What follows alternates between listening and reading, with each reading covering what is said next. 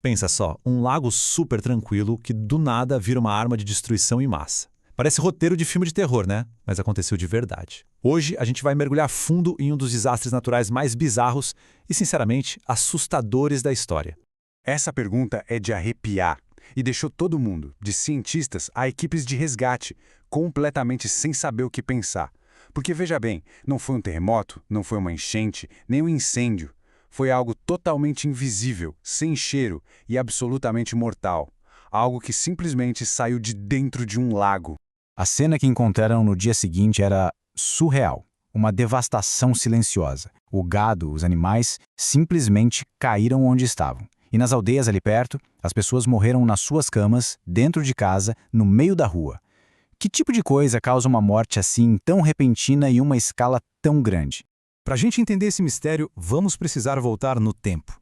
Voltar para aquela noite fatídica e juntar as peças desse quebra-cabeça que levou a uma tragédia tão grande. E tudo aconteceu muito rápido. Foi implacável. Tudo começou com um barulho estranho, um estrondo vindo do lago. E de repente uma nuvem gigante de gás explode para fora da água. O mais bizarro é que, por ser mais pesada que o ar, essa nuvem não subiu e desapareceu. Não, ela desceu. E rolou pelos vales a uma velocidade assustadora, engolindo absolutamente tudo pelo caminho. Essa descrição é de arrepiar, não deu tempo de reagir. Para muita gente, a morte foi instantânea. E os poucos que sobreviveram? Eles acordaram no meio de um pesadelo. Imagina só, encontrar toda a sua comunidade, vizinhos, família, sem vida e sem uma única marca, sem uma gota de sangue. Então, tá. Qual era o culpado? Quem era esse assassino invisível? Bom, a investigação finalmente descobriu. Era um fenômeno natural, sim, um fenômeno raro e francamente aterrorizante, que estava escondido bem ali nas profundezas do lago. E o assassino finalmente ganhou um nome: erupção límnica. É isso mesmo. Lagos como o Niós, que se formam em crateras de vulcões, podem se transformar em verdadeiras armadilhas mortais, bombas relógio de gás esperando para explodir. E o pior é que esse processo todo acontece em silêncio, de forma traiçoeira. Pensa assim, o CO2 vaza lá do fundo da Terra, do magma, e vai entrando no lago. Só que a pressão da água lá no fundo é tão, mas tão grande, que o gás se dissolve na água.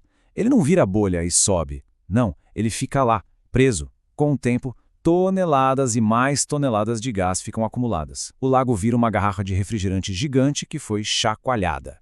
Só esperando alguma coisinha, um gatilho, para liberar toda essa pressão de uma vez.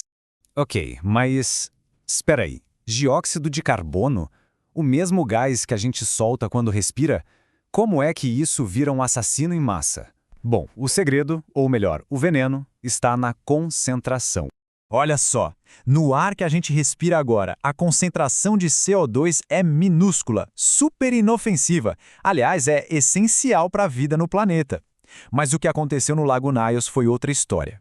A concentração foi tão alta, mas tão alta, que o ar virou veneno.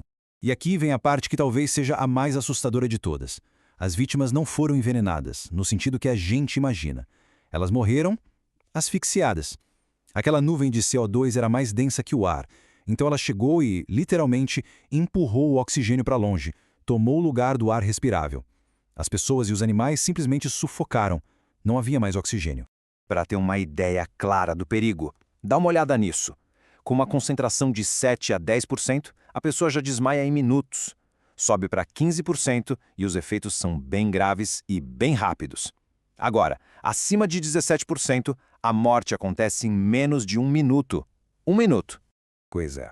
E lá no Lago Nyos, a estimativa é que a concentração de CO2 na nuvem passou, e muito, dos 30%. Isso explica aquele silêncio todo, aquela cena sinistra. Não deu tempo de ter pânico, de correr. Foi um desligamento súbito e fatal do corpo. Claro, uma tragédia dessa escala chocou o mundo inteiro.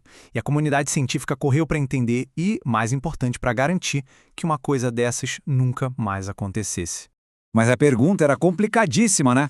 Como é que se desarma uma bomba ou relógio de gás que está no fundo de um lago, sem, no processo, acabar disparando ela sem querer?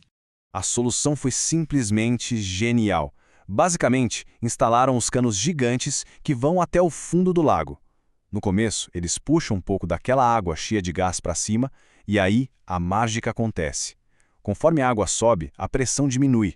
O CO2 começa a formar bolhas, que nem num refrigerante, e essas próprias bolhas empurram mais água para cima, num ciclo contínuo.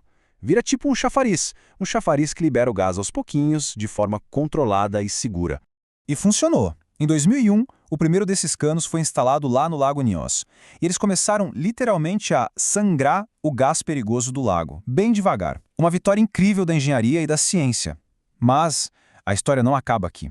A ameaça desses lagos assassinos ainda existe. Pois é, a gente pode ter neutralizado a ameaça do Lago Nyos, mas existe outro lago. Um lago muito, mas muito maior. E potencialmente muito mais perigoso. Na verdade, tudo o que se aprendeu com o desastre de Nyos só serviu para acender um alerta vermelho gigantesco sobre um outro perigo. Um perigo com potencial para uma catástrofe de proporções bíblicas. Quando a gente coloca os dois lado a lado, a coisa fica séria. O Lago Kivu tem, pasmem, 250 vezes mais CO2 dissolvido que o Lago Nyos tinha. E não é só isso, ele também tem uma quantidade absurda de gás metano, que é inflamável. Imagina o estrago. Mas o que mais preocupa é a quantidade de gente que vive ali perto.